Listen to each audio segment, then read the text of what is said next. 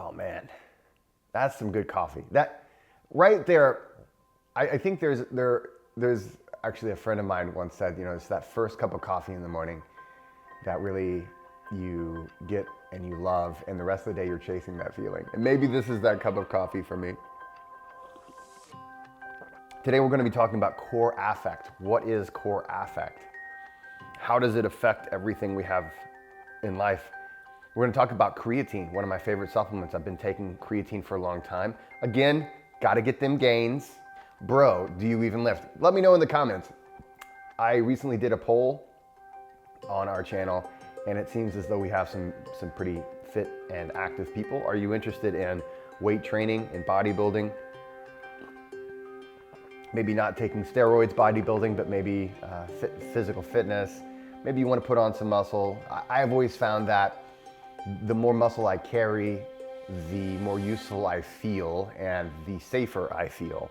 And as I'm a father, I'm a husband, it's not a bad thing when we're walking as a family at night and maybe there's ne'er-do-wells, if you will, about it's not a bad thing to be a little bit bigger than others out there. There's a certain degree of safety. Maybe I'm a little too smiley and goofy, but at least they know, okay, this smiley goofy guy will probably not push me in front of the bad guy to run away. He's probably going to stand up for me.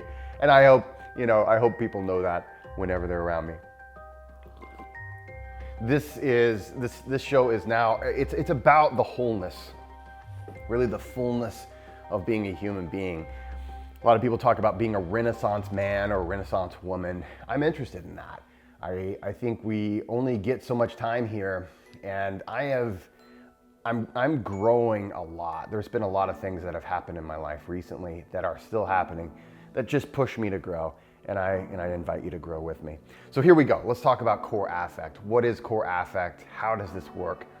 And this is one of the things that I've learned from my mentor, Dr. Otto Music, who is one of the very first neuroscientists that ever was a neuroscientist. It's hard to believe, but that field is not that old. Studying the brain through the scientific method is not that old of a field. And he was one of the very first neuroscientists, and he's taught me a lot. So Otto, if you're watching, I apologize if I butcher this, but ultimately, and I'll just put it very simply, ultimately we have many unconscious drives. For instance, our drive to get food, right? Or our drive to, procreate, our drive for safety, our drive for temperature regulation, our drive for elimination, right? You gotta pee. There's research done on people who have to pee, and they found that the more you have to pee, the less you believe in free will. Like there's a direct connection between how bad you have to pee versus whether or not you feel you have free will. I always found that quite interesting, but it's, I think, illuminating in the fact that how we feel affects how we look at life, right? The Alcoholics Anonymous has a really an interesting way of helping alcoholics and addicts, right, to overcome this issue, because a lot of times we make hasty decisions or we will do things that we regret in times of these imbalances of core affect. So core affect describes your current relationship, whether your perceived or real relationship, to these biological goals. So for instance, food, reproduction, or sex just in general, your correlation or your relationship between those things. So for instance, you've heard of people who they're in very low calorie consumption, they're fasting, or they're in a situation where they're starving. A lot of the other things might fall to the wayside because that is a core affect, that is a core need, and the core affect is basically their relationship to that core need. So their core need of being able to feed themselves is superseding a lot of other needs as well. It may not supersede all of them. So for instance, if they really have to go pee and they're also starving to death, the first thing suddenly is going to be, okay, I need to eliminate. Okay, now I'm hungry and all I can think about is that again. And for a while it's probably, hey, I really have to go to the bathroom and I'm very hungry as well, but this one supersedes the need for that one. But our core affect ultimately is going to shape how you see the world, and it's going to shape the decisions that you make. And this is how it works for all of us. So a lot of times we talk about free will, I guess I brought that up.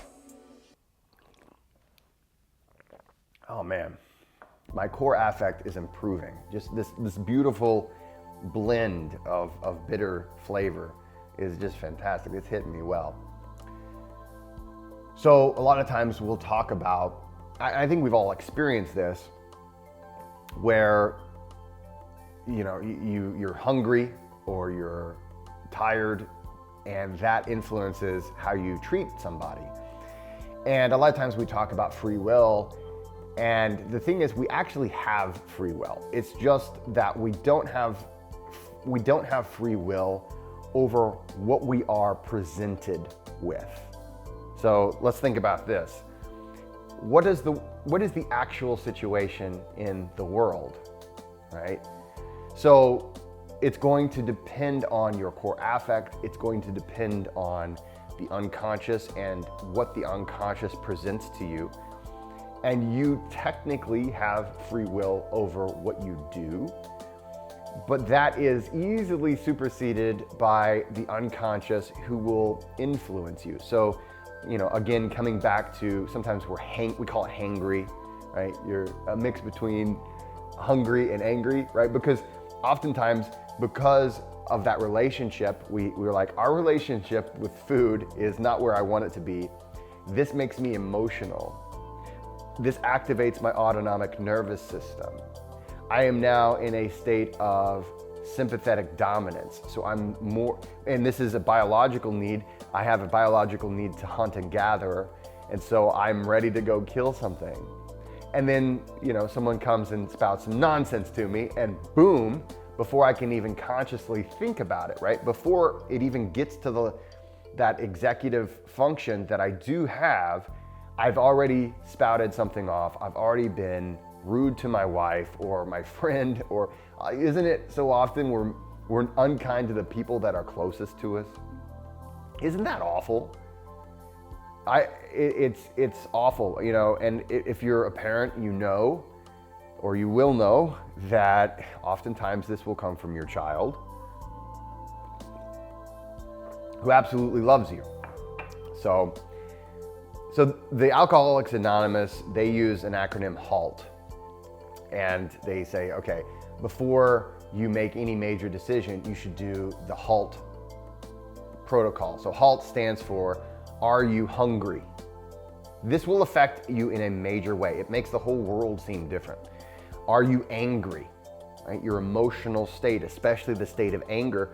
How many awful decisions do we make in that emotional state? And again, these are because our core affect has changed, and it makes us believe that the world itself is different than it might actually be, right?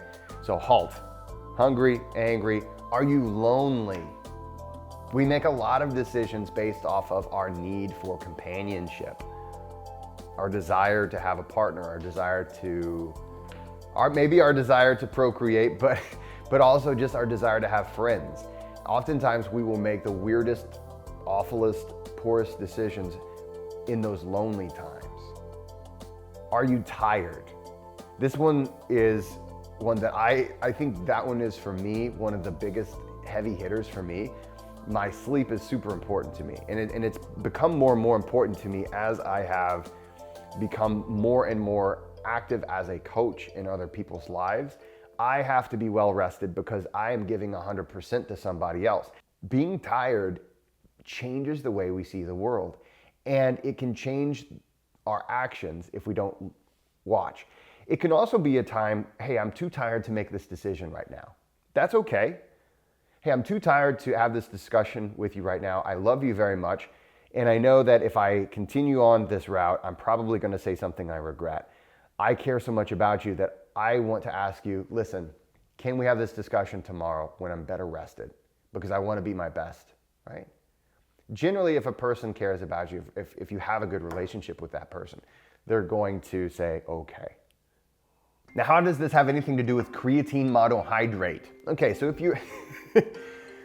if you are at all active in the gym, even if you're not, I recommend taking creatine monohydrate. Obviously, I am not a doctor, a lawyer, or an astronaut, so go ask one of those. Go ask your doctor if taking creatine monohydrate is right for you. But creatine monohydrate is the most studied supplement that there ever has been studies on. There's been more studies on creatine monohydrate than any other supplement that you can take for its effectiveness and its safety, and it has been proven time and time again to be effective and safe at helping people grow muscles to some degree. In some studies, they show 7% more muscle growth over a period of time, and they've shown that it is absolutely safe when taken appropriately. And of course, again, there's always going to be exceptions to that rule, but it's an incredibly safe and effective supplement, especially for muscle gain, muscle maintenance, and also to prevent muscle wasting, especially if you can't get into exercise, or maybe you're into a caloric deficit for an extended period of time. It's been shown to help prevent muscle wasting. It's great for people who are over the age of older, but I'm gonna put myself in this category. I'm about to turn 43. In December, I'm a December baby, Sagittarius.